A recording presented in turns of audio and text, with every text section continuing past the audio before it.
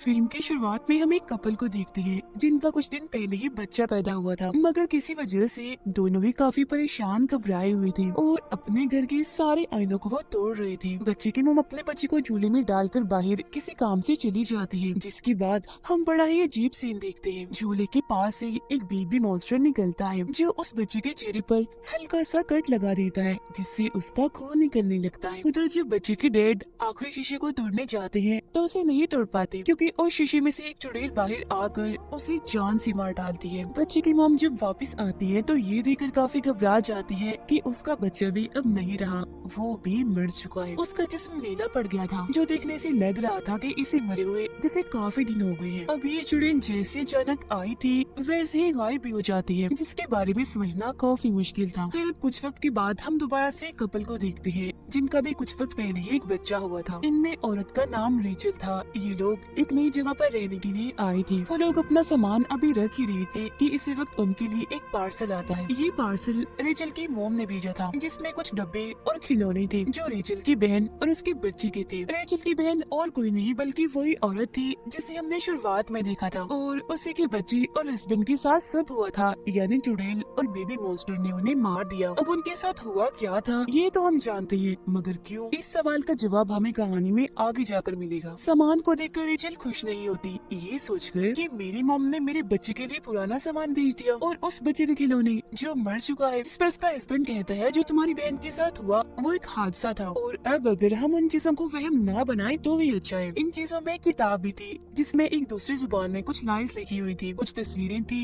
और एक धुन भी बनी हुई थी। अब रेचल को तो ये जुबान समझ नहीं आती थी, मगर उसके हस्बैंड को थोड़ी बहुत आती थी, इसीलिए वो किताब को चेक करके बताता है कि ये जो लाइन्स और धुन है ये ललाबाई है, एक लोरी है। अब रेचल उसे गुनगुनाने लगती है, मगर ये कॉल की वजह से वो चुप हो जाती है और किताब को बंद कर देती है। अब कुछ दिन ऐसे गुजर जाते हैं। उनका बच्चा बाकी बच्चों की तरह हमेशा रोता रहता है, सोता भी नहीं है, इसलिए दोनों काफी परेशान हो गए थे। परेशान भी क्या, थक गए थे।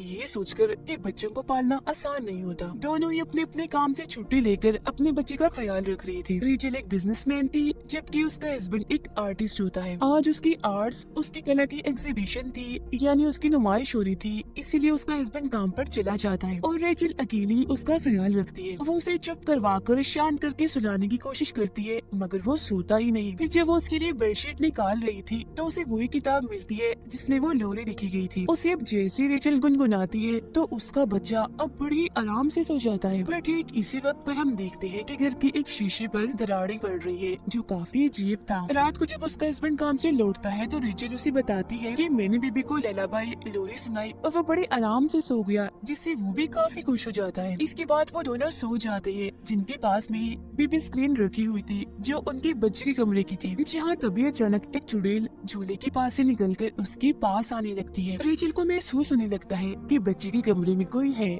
इसलिए वो फौरन उसके कमरे में जाती है, पर वहाँ पर तो कोई भी नहीं होता। लेकिन अलमारी का दरवाजा खुला हुआ था, जिसे चेक करने पर उसके अंदर भी कुछ नहीं होता। रेचल जब बीबी स्क्रीन को देखती है तो उसे लगता है कि शायद ये खराब हो गया, इसलिए वो उसे कचरे में फेंक देती है। बाहर जब वो आ रही थी तो उसे हर जगह हलचल होती हुई महसूस होती है। वो पूरे घर को चेक करती है पर उसे कुछ भी नहीं मिलता। वो फिर जब शीशे में खुद को देख रही थी तो हम उसके पीछे चुड़ैल को भी देख पाते हैं जो उस पर नजर रख रही थी, पर रेचल उसे नहीं देख पाती। इसके अलावा उस टूटे हुए शीशे पर और भी दरारें आने लगती है। उसका हस्बैंड जब नहा रहा था तो रेचल उसके पास आती है, पर तभी उसे आईने में वही चुड़ैल दिखती है, जिससे वो काफी डर जाता है और उसे साइड पर धक्का देता है। इस चीज से रेचल काफी नाराज हो गई थी। इसके बाद वो जाती है नई बेबी स्क्रीन लेने के लिए, जहाँ भी उसे अचानक अंधेरा दिखता है, जिसके साथ साथ वो चुड़ैल भी जो उसे डरा रही थी, जिसे देख रेचल बहुत ही ज्यादा डर जाती है, जिसका मतलब था कि इनके घर में जरूर कोई अजीबोगरीब चीजें होना शुरू हो गई हैं, जो सिर्फ घर पर ही नहीं बल्कि बाहर भी हो रही हैं। अब वो जो चुड़ैल थी वो शीशे के अंदर से ही रेचल और उसके बच्चे पर नजर रख रही थी और दरारें भी उस पर बढ़ती ही जा रही थी। अब रेचल को अपने बच्चे के कमरे से उसके रोने की आवाजें आने लगती है, मगर हैरत वो तो उसके पास ही था। इसीलिए घबराते हुए वो उसका कमरा चेक करने जाती है, जहाँ झूले में एक और बच्चा रो रहा था। वो जैसे कंबल हटाती है तो वहाँ कोई बच्चा नहीं बल्कि खिलौना था। वो इन सब चीजों से काफी डर गई थी और आस पास के दरवाजे भी क्योंकि अपने आप ही खुल रहे थे, बंद हो रहे थे, तो वो घर से बाहर जाकर बैठ जाती है। फिर उसका हस्बैंड जब घर आता है तो वो उसे भी बताती है कि मुझे बहुत डर लग रहा है, शायद घर के अंदर कोई है। तो अब एक रॉड लेकर अंदर जाकर वो चेक करने लगता है, पर उसे भी वहाँ कोई नहीं दिखता। पर हड़बड़ी में उसका तोता अपने पिंजरे से बाहर आकर वहाँ उड़ने लगता है और गलती से वो उस तोते को मार देता है। अब ये तोता बचपन से उसके साथ था, इसीलिए वो काफी दुखी हो गया था। जहाँ तभी आकर रेचल उसे संभालती है। वो उसे कहती है कि शायद इस सब में मेरी गलती है, मैं अभी अपनी बहन की तरह पागल हो रही हूँ। जिस पर वो उसे समझाता है कि इसमें तुम्हारी कोई गलती नहीं है, तुम्हारी बहन तो पूरी ही पागल हो गई थी,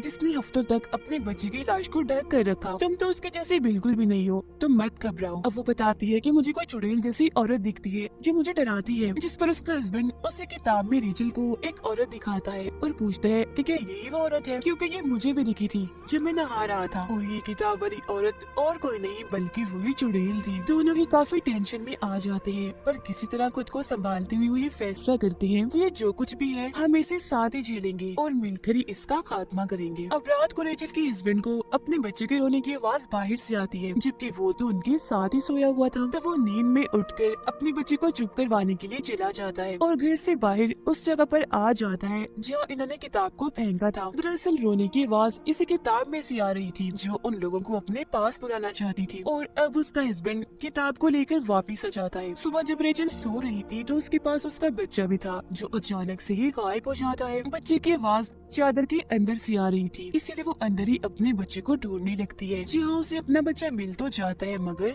मरा हुआ, जो देख वो काफी घबरा गई थी, जबकि असल में उसका बच्चा बिल्कुल ठीक था, जिसे देखकर उसकी जान में जान आती है। अगले दिन उसका हस्बैंड अपने बच्चे को लेकर चला जाता है क्योंकि आज रेचल ने किसी जरूरी काम से जाना था। रेचल का हस्बैंड अब एक चर्च में जाता है जहाँ आकर उसकी मुलाकात एक प्रीस्ट से होती है, जबकि दूसरी तरफ हम रेचल को एक मेंटल हॉस्पिटल में जाता हुआ देखते हैं जहाँ उसकी बहन थी। रेचल का हस्बैंड उस प्रीस्ट को सब कुछ बताता है जिन चीजों का उन्हें सामना करना पड़ रहा था, और वो किसी एक्सोर्सिस्ट के बारे में पूछता है जो भूत प्रेत को कंट्रोल करने के माहिर होते हैं ताकि उन्हें कोई मदद मिल सके। ये सारी बातें सुनकर प्रीस्ट उसे कहती है कि बिल्कुल यही सब रेचल की बहन भी पूछती हुई आई थी, और अब वो उस किताब को देखकर उसके बारे में बताने लगती है। उधर रेचल भी अपनी बहन को सब कुछ बता देती है, जो सुनकर वो कहती है कि क्या तुमने वो ललाबाई लोरी तो नहीं गाई? जिस पर रेचल हाँ में जवाब देती है, जो सुन उसकी बहन डर जाती है और कहती है कि मैंने वो सारा सामान लॉक करके रख दिया था ताकि वो किसी को भी ना मिल सके, मगर वो तुम तक आ गया है, लोरी भी तुमने गा ली है तो अब बहुत बुरा होगा। और अब रेचल की बहन और प्रीस्ट उस किताब के बारे में बताने लगते हैं। तो यहाँ अब सामने आएगी उस चुड़ैल और लोरी की कहानी। अब जैसा कि हम जानते हैं कि दुनिया बनने से पहले गॉड ने सबसे पहले एडम और ईव को बनाया था, पर अक्सर लोगों का कहना है कि उनसे पहले गॉड ने एक औरत को बनाया था जिसका नाम लिलिथ था, जो कि बहुत ही खूबसूरत थी। अब एडम ने एक खास किस्म की लोरी बनाई जो सुनकर लिलिथ हमेशा उनके पास आ जाया करती थी। लिलिथ उनके साथ रहना चाहती थी, मगर ईव की वजह से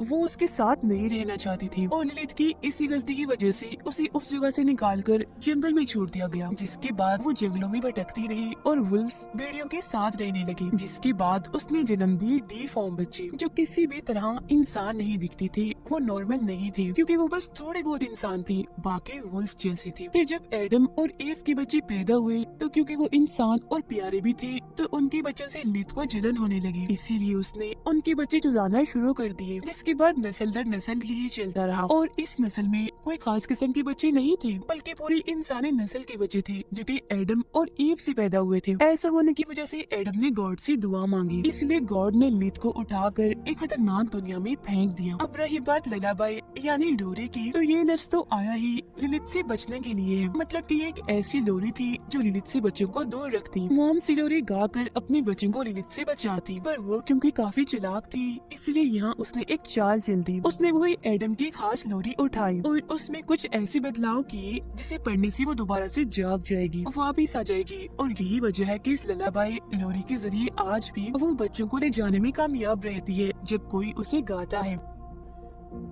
उसकी बहन कहती है कि मैं तुम्हारे बच्चे को बचा सकती हूँ, बस मुझे यहाँ से निकालो, जिसके लिए रेचल मान जाती है। उधर रेचल का हस्बैंड उस प्रीस्ट से मदद मांगता है, जिस पर वो कहती है कि ये सिर्फ कहानियाँ हैं, झूठी दास्तान है, सच नहीं है, तो इसमें मैं तुम्हारी कोई मदद नहीं कर पाऊंगी और तुम भी रिलैक्स हो जाओ। जो सुनकर गुस्से में उसका हस्बैंड यहाँ से चला जाता है। घर आकर वो देखता है कि बाथरूम की सारी टैप्स टूटियां खुली हुई है जिनमें से पानी आ रहा था, तो वो अपने बच्चे को कमरे में छोड़कर उन्हें बंद करने वॉशरूम में चला जाता है, जहाँ तभी दरवाजा दरवाजा अचानक बंद हो जाता है। बाहर उसका बच्चा अकेला था, जहाँ तभी उसके पास बेबी मॉन्स्टर आता है, जो कि और कोई नहीं बल्कि लिलिथ के बच्चे हैं। और शुरुआत में भी झूले के पास हमने जिस बेबी मॉन्स्टर को देखा था, जिसने बच्चे के चेहरे पर कट लगाया था, वो भी और कोई नहीं बल्कि लिलिथ का ही बच्चा था, क्योंकि ये भी दरअसल इंसान के बच्चों को पसंद नहीं करते थे। और वो रेचल के बच्चे के सामने शीशे का एक बर्तन तोड़ देती है, जिससे बच्चे के सामने ढेर सारा कांच बिखर जाता है, जिससे कि उसे किसी भी वक्त लग सकता था। उधर बाथरूम में रेचल के हस्बैंड को भी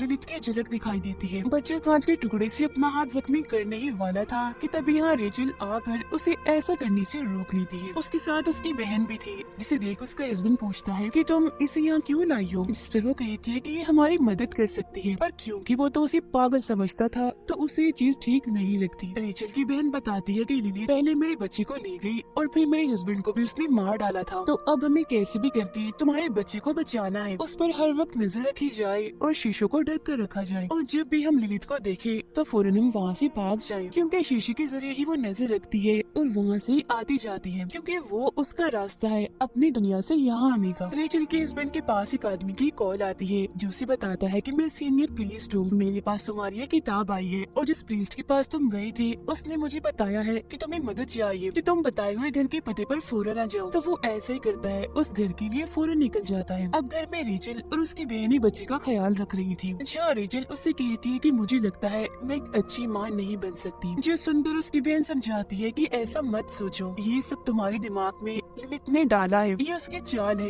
क्योंकि ऐसे करके वो तुम्हारे भरोसे को तोड़ना चाहती है, जिसके बाद वो आसानी से तुम्हारे बच्चे को ले जाएगी, तो इसीलिए तुम्हें हिम्मत और भरोसा रखना होगा। रेचल का हस्बैंड दिए हुए पते पर पहुंचकर सीनियर प्रीस्ट से मिलता है, जो किताब चेक करके उसे बताते हैं कि इसमें जो लोरी लिखी है वो किसी ने गाई है, जिस पर वो कहता है कि हाँ मेरी वाइफ रेचल ने गाई थी, जिसके जवाब में प्रीस्ट कहते हैं कि इस वजह से अब तुम्हारा बच्चा लिलिथ की नजर में है, तो सबसे पहले तुम्हें अपने बच्चे को लिलिथ से बचाना है। और हाँ, वो बच्चे को सीधा डायरेक्ट आकर नहीं ले जाती, उसे नहीं मारती, बल्कि उसका प्रोसेस किसी रिचुअल जादू की तरह होता है, जिसे पूरा करके ही वो बच्चे तक पहुंच सकती है। इस रिचुअल में 3 स्टेप्स होते हैं, जिनके पूरा होते ही इस दुनिया का दरवाजा खुलता है और वो आ जाती है। पहला स्टेप था उस लोरी को गाना, फिर दूसरा घर में किसी जानवर परिंदे का खून देना, जिस पर फौरन रेचल का हस्बैंड कहते हैं कि हाँ मेरे तोते का खून बहा था, वो मर गया है, जिसका मतलब था कि आखिरी तीसरा स्टेप ही बचा है रिचुअल पूरा होने में, और वो है उनके बच्चे का एक बूंद खून बहना। जब ऐसा होगा तो लिलिथ उसे लेने आ जाएगी, यानी कि शुरुआत वाले बच्चे को जो कट लगा था उसके खून बहने की वजह से लिलिथ उसे ले जा पाई थी, और ये सब और कोई नहीं बल्कि लिलिथ के बच्चे करते हैं। और उन्होंने रेचल के बच्चे के सामने भी ग्लास का बर्तन इसलिए तोड़ा था ताकि उसका खून बहे और रिचुअल पूरा होते ही लिलिथ आकर उसे ले जाए।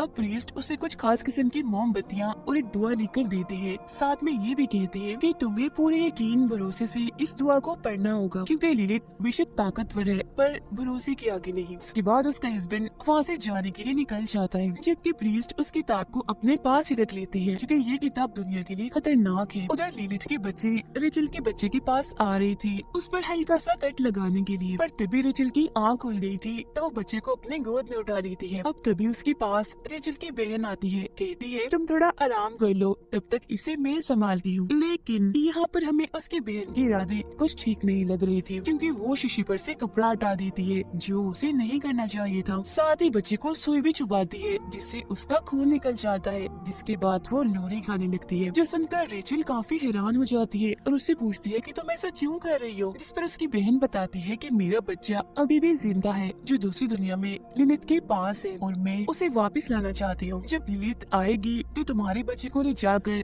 वो मेरा बच्चा मुझे वापस लौटा देगी। और हाँ, मैंने ही वो किताब सामान में रखकर तुम्हारे पास भेजी थी। जब से तुम्हारा बच्चा पैदा हुआ था मैं इसी वक्त का इंतजार कर रही थी, जिससे साफ जाहिर था कि उसकी बहन ही उसकी दुश्मन बन गई, यानी कि ये भी एक जलन ही थी। रेचल को अपने बहन का ये रूप देखकर बहुत गुस्सा आ गया था, इसीलिए वो उस पर हमला कर देती है। उनकी हाथापाई हो रही थी कि इसी बीच लिलिथ आकर रेचल के बच्चे को अपने साथ ले जाती है, जिसके बाद रेचल के पीछे उसकी बहन आकर उसे शीशे में खींचकर ले जाती है, जो दरअसल उसे लिलिथ की दुनिया में ले आई थी। उधर जब उसका हस्बैंड घर आ रहा था तो लिलिथ उस पर भी हमला कर देती है, पर वो जैसी तैसी करके बच जाता है। अंदर जब वो आता है तो उसे शीशे में रेचल दिखती है, जो अगले ही पल गायब हो गई थी। इसीलिए वो सारी मोमबत्तियों को जलाकर सारे शीशों को चेक करने लगता है। लिलिथ की दुनिया में उसकी बच्ची रेचल पर हमला कर देती है, पर वो जैसी तैसी उनसे बच जाती है। जी हाँ, तभी उसके पास उसकी बहन आकर कहती है कि अपने बच्चे को बुलाओ। पूरा यकीन यकीन से, क्योंकि ऐसा करके ही हम उसे ढूंढ पाएंगे और दोनों बच्चों को बचा पाएंगे। अब रेचल जैसे अपने बच्चे का नाम लेती है तो उसे उसकी आवाज भी आने लगती है, जिसका वो पीछा करने लगती है। लिलिथ फिर रेचल के हस्बैंड पर हमला करने के लिए आती है और उन मोमबत्तियों को भी बुझा देती है, मगर जब वो धुआं पड़ने लगता है वो भी पूरे यकीन के साथ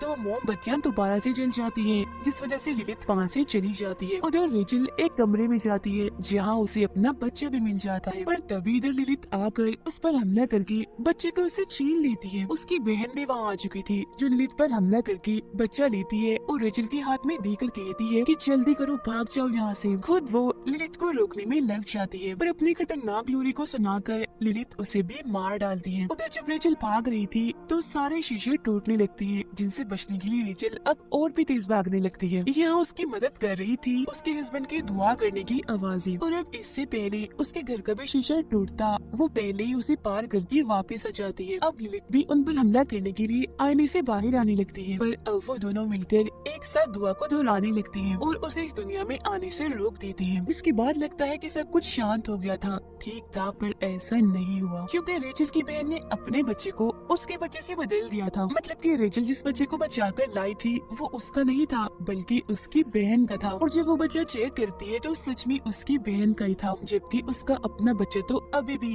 लिलिथ की दुनिया में उसके पास था, जो देखकर वो बहुत ही ज्यादा दुखी हो जाती है। और अब यहाँ उसकी बहन का मकसद तो पूरा हो गया था, वो सिर्फ अपने बच्चे को ही बचाना चाहती थी, जिसका मतलब साफ था कि वो सच में ही पागल हो गई थी। बेशक खुद भी वो एक माँ थी, पर उसने इस बात का रियाज नहीं रखा कि उसकी बहन भी एक बच्चे की माँ है। इसके बाद हम देखते हैं कि रेचल का हस्बैंड उस किताब को चुराकर रेचल के पास ले आता है, क्योंकि अब ये दोनों अपने बच्चे को वापस लाने के लिए लिलिथ की दुनिया में जाना चाहते थे। पर अब उनका सामना सिर्फ लिलिथ से ही नहीं बल्कि किसी और से भी होगा, और वो थी वहाँ बनने वाली एक नई चुड़ैल, जो और कोई नहीं बल्कि रेचल की बहन थी। जी हाँ, और अब उसके पास ही रेचल का बच्चा है, जिसका मतलब था कि अब चीजें पहले से भी कई भयानक और खतरनाक होने वाली है। और बस इसी ड्राउनी एंडिंग के साथ ही ये कहानी इधर ही खत्म हो जाती है।